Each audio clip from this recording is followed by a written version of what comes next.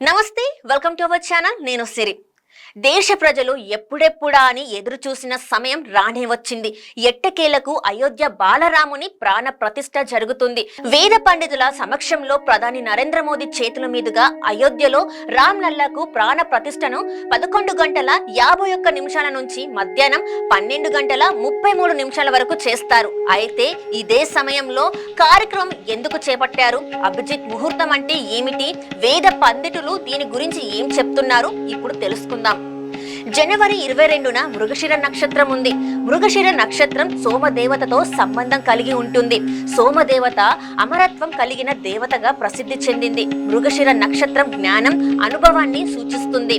ఆ సమయంలో మంచి పనులు చేస్తే శుభం కలుగుతుందని నమ్ముతారు. మృగశిర నక్షత్రంలో సవర్త సిద్ధి యోగం, అమృత సిద్ధి యోగం, సవర్త సిద్ధి యోగం ఏర్పడతాయి. అందుకే దీన్ని పవిత్రమైన రోజుగా భావిస్తారు. ఇక జనవరి 22న శుక్లపక్ష ద్వాదశ తిథి.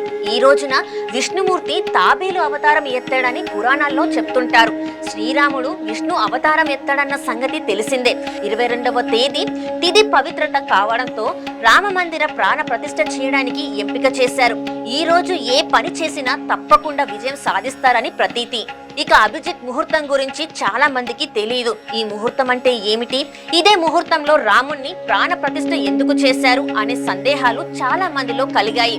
అయితే శ్రీరామచంద్రుడు అభిజిత్ ముహూర్తంలో జన్మించారట. అంతేకాదు అదే ముహూర్తం 22వ తేదీ ఉదయం 11 గంటల 51 నిమిషాల నుంచి మధ్యాహ్నం 12 గంటల 33 నిమిషాల వరకు ఉంది. అయితే ఇదే అభిజిత్ ముహూర్తంలో శివుడు త్రిపురాసురుడు అనే రాక్షసుని చంపాడని పురాణాల్లో రాసి ఉంది. శత్రువుల పతనానికి ఈ అభిజిత్ ముహూర్తం శుభప్రదమైంది. ఇలాంటి దుష్ట శక్తులనైనా అంతం చేయగలిగే శక్తి ఈ ముహూర్తానికి ఉందని చెప్తుంటారు. ఈ ముహూర్తాన్ని విజయం ముహూర్తం అని కూడా అంటారు. ఈ ముహూర్తంలోనే శివుడు త్రిపురాసుర వధ చేశాడు. ఇదే ముహూర్తంలో దేవతలు సముద్ర మదనం ప్రారంభించారు. ఈ శుభ ముహూర్తంలోనే ఇంద్రుడు దేవసింహాసనాన్ని అధిరోహించాడు. శ్రీరాముడు జననం, సీతారాముల కళ్యాణం, భీష్మ పితామహుడు ధన్యసిద్ధుడైన ప్రాణాలను విడిచిపెట్టిన సమయం, ఇవన్నీ ఈ ముహూర్తంలోనే జరిగాయి. 22వ తేదీన మధ్యాహ్నం 12 గంటల 29 నిమిషాల 8 సెకండ్ల నుంచి 12 గంటల 30 నిమిషాల 32 సెకండ్ల వరకు ప్రాణ ప్రతిష్ఠ అంగరంగ వైభవంగా జరిగింది. 84 సెకండ్ల సమయం పవిత్రమైనదిగా భావిస్తున్నారు.